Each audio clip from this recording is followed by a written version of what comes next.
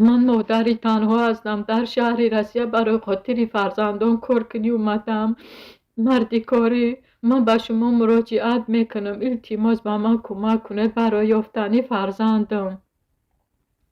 دخترچه من محمد جانا و بنفشه ای روز 24 نوامبر 2023 ای خانه برآمده تا حال ترکش نیستند در حجاب. نشر навори мазкур дар охири моҳи гузашта дар шабакаҳои иҷтимоӣ сару садои зиёд ба бор овард. ин модар бо алам мегуфт 3 моҳ мешавад духтари 21-солаашро меҷӯяд ки нопадид шудааст. тақдири ҷавон духтари гумшуда ва модари гирёнаш маро низ дар канор нагузошт ва бо ӯ суҳбат кардам. маълум шуд ки баъди нашри ин навор Бунафша Маҳмаҷонова бо кӯмаки як ҳамватани дар Русия қарор дошта пайдо гардид, аммо солҳо дар ин замина зиёданд. салом бинандагони азиз. Саодат Маҳмаҷонова сокини ноҳияи Вахш мегӯяд 41 сол дорад ва соҳиби 3 фарзанд аст. духтараш Бунафша ки баъди издивоҷи нокомаш ба хонаи модарӣ ба ноҳияи Вахш баргашта буд, тира моҳи соли гузашта аз хона баромадан нопадид шуд. онҳо барои пайдо кардани фарзандаш ба додситонии вилояти Хатлон, раёсати вазорати корҳои дохиливу шӯъбаён дар ноҳияи Вахш, ҳамчунин ба Кумитаи давлатии амнияти миллӣ дар ин вилоят муроҷиат карданд. аммо мегӯяд чун ин аризаҳо натиҷа надоданд, маҷбур шуд рӯзи 25 январ дар шабакаҳои иҷтимоӣ аз шаҳрвандон барои пайдо кардани фарзандаш кӯмак бипурсад. من هم یک بابا جان قطعی برو آمدم صحبت کردم گفتم که بابا جان 3 ماشی دخترچه ما نیست مثلا به من یاری رساند من داشت پول شما را میتیم او گفت که به من پول شما در کار نیست یعنی شما دخترچه تا بیاوه ما در خدمت شماییم. خدا برکتش بتیه بعد در یوتیوب من کم ویدیو برای فرزندی خودم کردم در مابین 3 روز اسمت و میجان امیجا و گالو نیدلا مسکوان در کار میکرد اموزوانی کرد گفت که اپا جان ما ویدیو شما را گوش کردیم زیخ شیده بود مثلا چخیل دخترچه شما گم شید من گفتم که 3 ماشیده ما در تمام کرغان تپا مقامات یعنی بخش در کرغان در جماعت در ششم عدل در پرتوفته سودم امروز پگاه که سودان نیفته سودان امی اکا میجان شهری کلوبا امی یا بیاردم همین من دخترچه ما یافتم. در کجا بوده است مثلا شما وقتی صحبت کردید پس اون با دخترتون چی گفت؟ من وقتی که دخترچه‌ام یافتم دخترچه‌م یه ساق هراسان بود دیلش در ترس بود اول گفت که من وقتی که امور 24 نوامبر بعد ما از عکس جدا میشیدیم ایسود مادر من فریاد کرده که شوهر من پیشتر من فریاد کردم باید از عکس جدا میکنم اگه با گفتی فرزندی خودم و پدرش گفته است که شما بیای با کدام وکزل را بیا من اوجه شما را میگیرم دخترچه ما وقتی که از قفا پدرش رفته است در کدام از تنافکه ایستاده کدام ماشینی نامعلوم آدمای نامعلوم مجبوری دختری ما را سوار کرده برده مجبوری کدوم دادر داشته دادرش با گفتی فرزندی من که مرده قدی من خودم گپ زدم مرده که کلان سال بود معلوم بود که کسل ایمو مرده دخترچم گفت که کسلی روحی ای مجبوری دخترچم ما برو بردن دادن زیرش دخترچم ساق سلامت در خانه خدموی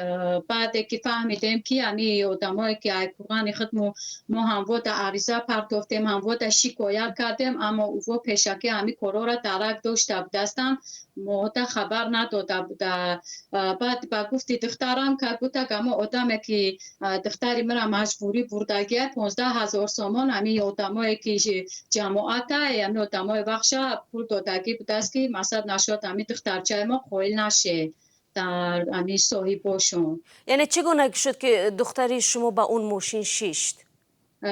او شفیار پرسید استش که کجا میره او گفته است که خانه با ماما میرم او گفته است که بیشی من خانه مامات میبرم دو اما خانه ماماش نبرده است دیگر جا تنقره یا از کلا بیرون برده است بردهش همو برادر که کسلی روحیه امورا مجبوری ترسوندن نکاح کردن دادن اما 3 ماه در همو خونه بود است.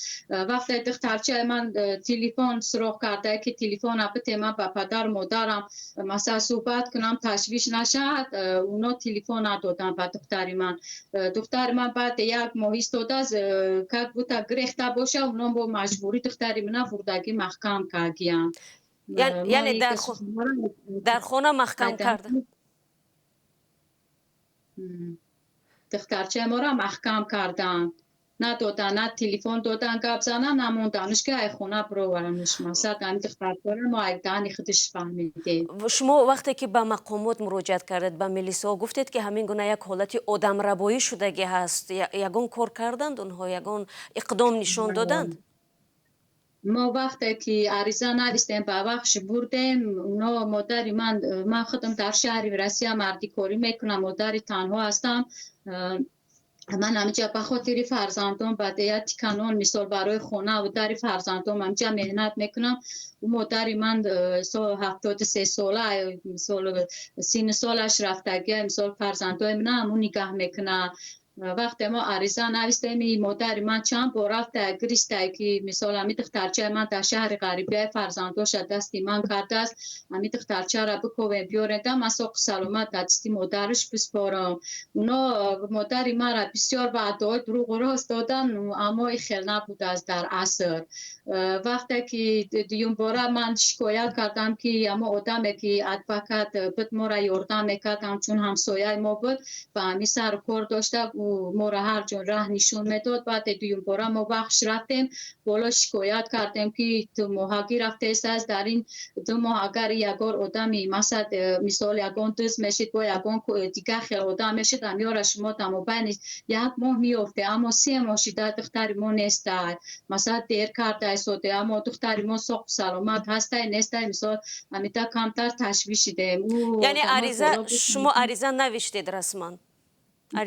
بله 3 بار عریضه نوشتیم بردیم با بخش ما را گفت که چخیل ما در جام که آدمای با همی پایان ترک بخش گفتن که ما همی دخترچه را ساق سلامت که بوده گفته باشه همه آدمایی که دخترچه ما را دزدیدگی بردگی برازگی ما با ما نکاح کرده برآورده همی دخترچه را همون مردک دادگی ما گفتیم ای گپ درک نداره می گپ را یکم بار شنیدیم. وقتی که ما دخترچه ما پیدا کردیم بعد فهمیدیم که نه چی همی آدماش جماعت می بخش ای کارو درک داشته بودستن مثلا یاردم نکردن. با ادعای سعادت نفرانی که دخترش را ربوده و اجباراً به نکاح یک مرد دارای بیماری روحی درآوردند به بنفشه تهدید کردند که اگر در این باره به نزدیکانش لب پوشاید خانواده‌اش را از بین میبرند و خانه‌شان را آتش میزنند. این مصاحبه ما از تقدیر دخترش نگران است و میخواهد هر چه زود او را به نزدش به مسکو بیاورد. حالا به ریاست وزارت کارهای داخلی در ولایت ختلان با عریضه شکایتی مراجعه نموده خواستار به جوابگری جنایتی کشیدن افرادی شده است که در این عمل دست دارند. اقدام یا حاضره شما چی از شما مراجعت کردید باز دیگر باره یا نه بعد پیدا شدن دخترتون؟ وقتی من دخترچه ما پیدا کردم همه آدمایی که درک داشتن از دخترچه ما من خواستم که همه آدما مثال من همی خیلی دیلم طرف که همیا چیزی را میدونن مثلا نه که ما سیر بجا که ایستادن. وقتی من گفتم که من همی دختر را پیدا میکنم بعد معلوم میشود دیگه قطعیات از صحبت نپرومدم. وقتی که من دخترچه را میاکه امیجان از شهر کلاب همی در مسکو کار میکنه که همه کار همی قفاش آدم پرداخت که همی دختر معلومات کنه که را کی برده چه ریسکی رفتگی بعد که همه را که فهمیده اما آدمایی که بردگیشان داشت همواس همی آدم گفتگی هم که ما 15,000 آدمای جماعت دادگی درک دارند انا همی دخترچه در خونه ما 15,000 را بگیرید مسئله را حل کنه که مثلا ما را بسود کشیده نشود. ما زی خیلی نکرده ایستاده همه آدمایی که دختر ما را پیشکی درک داشتن مثال کی بردهش که در رو جبه دست هم مرا میدونن ما هم وراز عریضه نوشته ایستادیم که به جنایت کشیده شود. همین مقامات زوره میکنم که هم خیلی آدم را همین که جنایت کارن دستگیری نمیکنن ما مردم هم ورا خواهی ای کار پیش کنن خواهی که سود شود. در سر واسطه میشینن آدم را فریب کرده گشتن. اینا مثال ما اینجا پول داده مثال داشته دخترچه ما آوردن داشته او پولی شفیاریش رو طلب کردن که ما برای دخترچه شما رفتیم ما پای سعادت پول طلب کردن که راه پولی ما را بدی. من گفتم ما در کیسم اما پول ندارم چرزی اشیناسی گم گفتم امی کورا را بود کنه گفتم برای رستوران دستیر شو کنش کم باشه به خاطر فرزند ما که زترک ساق سلامت بیارنش با برای بنزین پلیت ماشین پلاتی کم قریب 10,000 دیگه. بعد که فهمیدم همه آدم ها خچو همی کار درک داشته دستم. مثال وقتی که یکی اومد مرا مثال کوفت تحت گوشه را که کوفته نینوت همه آدم هایی که ما را فریب کرده دستن همه خچو دستن. باید گفت حادثه بی‌درکشوی بنفشه محمدجون و به دوره راست می‌آید که رئیس جمهوری تاجیکستان با تنقید سخت از کار مقامات انتظامی ماه گذشته امر داد رهبران نهادهای قدرتی و معاونان آنها را در ولایت ختلان برای بی‌صلاحیتی از کار برانند. حالا سعادت امیدوار است که قضیه ربوده شدن دخترش تحقیق شده و عاملان آن بجزا نمیمانند، زیرا به قول او این 3 ماهی که از دخترش خط و خبری نبود در ملک مسافرت به قول 100 کفن پاره کرد. احساس زیاد داشتم اما سلامتی من خوب ایست نمی‌کردم. مثلا همچون من این فرزندو را به پدر کلام کردم. مثلا جا پش اهلا عذابش بسیاره. مثال من آغوش پدر مادر را دیده بودم اما فرزندو من آغوش پدر مادر را ندیده بود. تمپوله که من حاضی به پدرم وارا کلون که ایستادم هم رول پدر بازی که ایستادم هم رول مادرم. مثال همچون فرزندی من بود نه شب خواب بودم نه روز خواب بودم. من گفتم داشت خونه هم میفروشم پول قطعی همی دختر من میکوبم میارم. داشت من در یوتیوب گپ زدم اکای بابا جان 88 گفتم که اکای بابا جان همی چند قبل بگم برای خاطر فرزند من پول پیدا میکنم اما برای خاطر فرزندم گفتم حرکت کنه همی را بکوید همی سبب اکای بابا جان 88 که دخترچه ما پیدا شد. اکای ام جان اگر نمیشید 100% دخترچه ما پیدا نمیکردم. عقوبتش دوبه میشید. شما یعنی باور داشتید که زنده است دخترتون؟ دلتون چی گواهی میده؟ نه نداشتم. من فکر کردم که ممکن دختر ما یگان کار کردن کشتنش ممکن گفتم فکر کردم که مثال با دیگه شهرارایش کردن تماما باور نداشتم. شما گفتید که حاضر بودید مثلا خانه‌تون رو بفروشید، چی مبلغی که دارید؟ شما در روسیه چی کار میکنید؟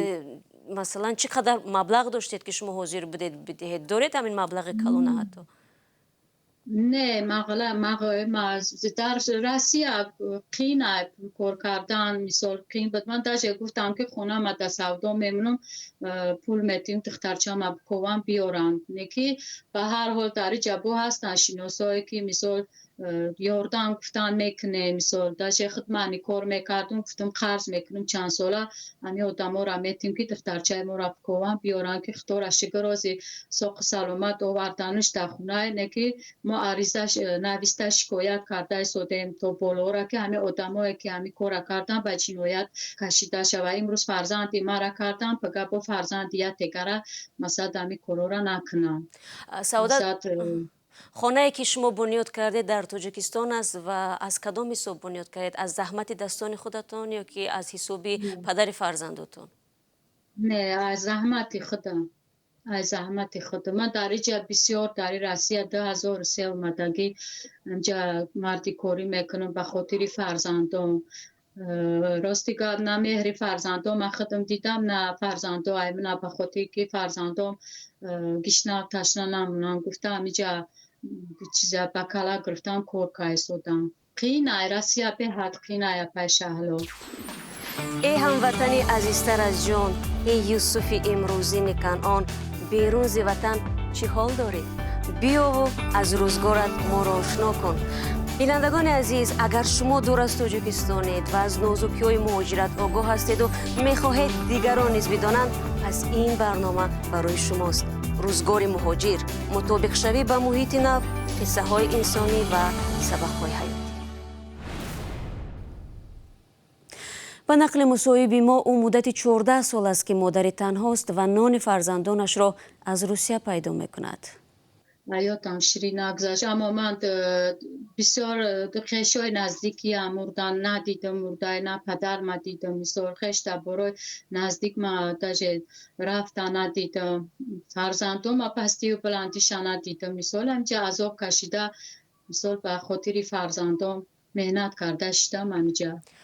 خیلی اگر بگیریم شما خودتون در چند سالگی ازدواج کردید، به شوهر برآمدید و چقدر شد که در همین روسیه هستید، در تاجیکستان نیستید شما؟ 16 سالگی هم به پدر و مادرم برازگی خچو به شوهر دادن، نسبت خانه شما هم دیگر فهمید نشد، مثال توغری نگرفته. من 2013 شوهرم برآمدم، پول کودکان در تربیه خش تبارم دادم، خودم براسیه و خاطر فرزندان مردی کاری اومدم.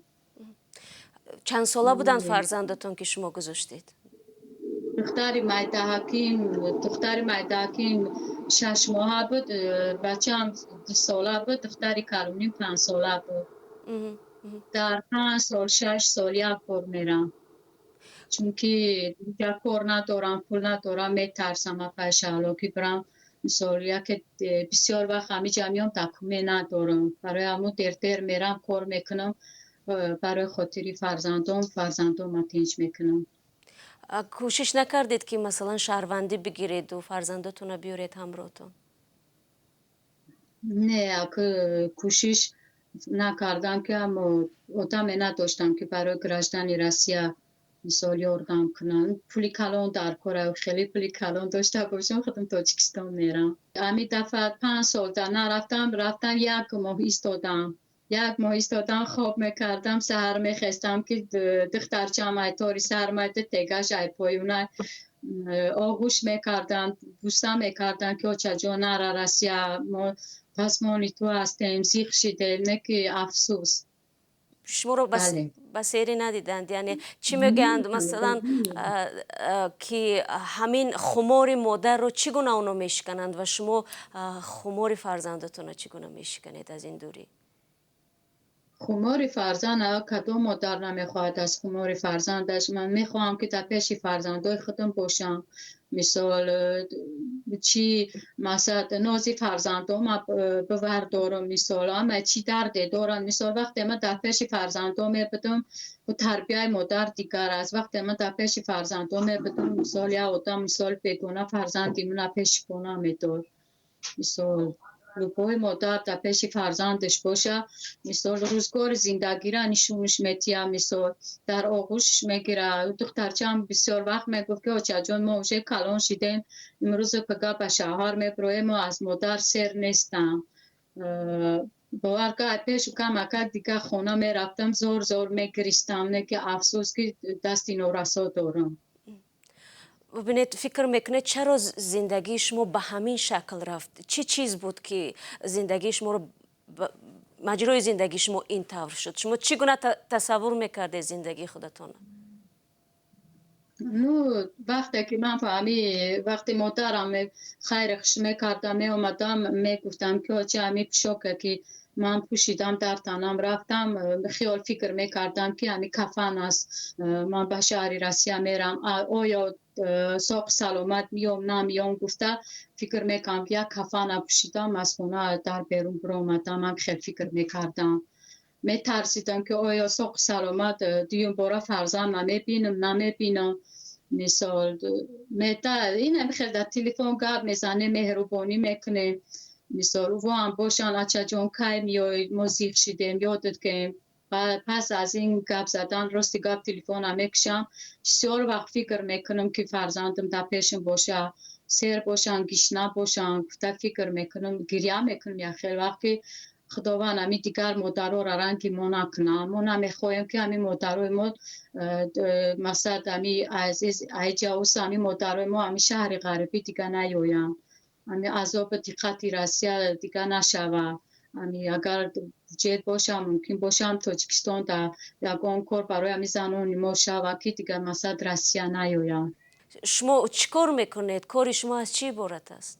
چه چقدر من مفهوم است؟ سیبیل تدوی کار میکردم، کوخنی دا کار میکردم، دومره بود نیسا کار میکردم، او برد سگی کار میکردم درم کجایش که پولش بهتره که پولش نفستره که مثال رهچاتی همو گرفتگیم برسه. برای خودتون چقدر صرف میکنید همچون زن؟ راستی گفت داشته همه پولا کار میکنم بسیار وقت درش کم مثال نمیخورم همه را روی میکنم که تست داره کم بودی خونه را بود کنیم. عمری درشی زندگی ما برای فرزندان که ایستادم برای خودم نه. ببینید سعادت، مثلا مشکل ریشش از کجا است؟ شاید شما تحصیل کردید در مکتب، تا صنف چند تحصیل کردید و فکر میکنید اگر شاید معلوماتی عالی می داشتید یا اونجا تحصیل میکردید زندگیتون به دیگر طرف میرفت؟ تا صنف 10 خوندم اگر معلوماتی عالی می داشتم ممکن مسکو نمی اومدم، مثال نیتور که مسکو شهر غریبی نمی اومدم که در آغوش فرزندان می بودم. سعادت میگوید زندگی شخصیش را قربانی جگربندانش کرده است تا اینکه آنها محتاج و دستنگر کسی نباشند، هرچند این از خودگذری ها برایش آسان دست نمیدهد. من میخوام که همین فرزندام کمبودیا شو بود که نمیخوام که آینده فرزندای من رنگی من مثال مادری تنها فرزنداشو جدا باشم. من حرکت میکنم که در زندگی فرزندای من مستحکم باشه. برای همین خودم عذاب و کلا گرفتم، همین جان ما برای فرزندان فدا میکنم، اما نمیخوام که فرزندای من رنگ خودم عذاب کشم. من همین خیلی مادر میخوام که مادری تنها باشم، اما به خاطر فرزندم جان من میتیم که مثال عذاب نکشن امروز فرزندای من. برای همه خواهش میکنم که همین مرزد همین بچه های هستن، همین مردک های هستن که به خاطر همین فرزنداشو نمیخوام که مثال زناش و جواب بتیم، مثال نه خاطر جواب دادن شوهرم اینا مثال فرزندای من چقدر عذاب کشیدم، مثال خود من عذاب کشیدم، مهری فرزند ندیدم، فرزندای خود مهری پدر مادر ندیدم. برای همون خواهش میکنم به خاطر فرزند باشه من پستی و بلندی را طاقت کنم، مثال من جدا نباشند دیگر برای خاطر فرزند. شما یگان بار هم شاید در دلتون آرزوی یا تلاش نکردید که دوباره بختتون رو احیا کنید، صاحب بخت شوید؟ دوباره بختم رو بود آدمایی که بدن دوباره بختم رو تلاش کردم، نه که به خاطر فرزندم راضی نشیدم. برای که مثال فرزندی من مثال فرزندای پدر بگونه هیچ وقت فرزندی بگونه را آیا گرم میکنن نمیکنن، به خاطر فرزندم از بحر بختم گذشتم. برای همون نخواستم همین کار جون برا بکنم که آیا درشی همدیگر فهمی می شود به خاطر فرزندم. وقتی که تلاش میکنی دیون بارا به شوهر میبروی مجبوری که گپی شوهر را بگیری، نه که برای خاطر فرزندم شیده پستی و بلندی ها را خودم نگاه نکنم، مثال همدیگر فهمی با نمیشه و برای همون نخواستم دیگر دیون بارا همی کار بکنم. در مهاجرت قین از اپیشه حالا مثال جاش میآید سلامتی نیست، مثال نه خشم نه مادر میده پیشم ده یا آغوش مثال نیست در آغوش بگیرم، مثال تنها هستم گو وقت سلامتی دست میتیم اگر کار نکنم، مثال ای کار پیش میکنن رونده میشن به پول میمونم. قینه به حد قینه پیش حالا مسکو به حد قینه خیل صاحب خونه میشون کار میکنیم آدمای خوب نیستن، یا خیلش اشترافی کلون میکنن، یا خیلش با هسته که کار میکنی پول نمیتیم. مشکلی به حد بعضی نه شهری همی رسیه برای ما مثال عورتای بایوش دنبال بیمردی نقینه رسیه آزی پیشتر بهتره بدازی با قینترک شیده است. در جای شما هم رید میگذرونند؟ رید ها هست؟ اما میگذرونن.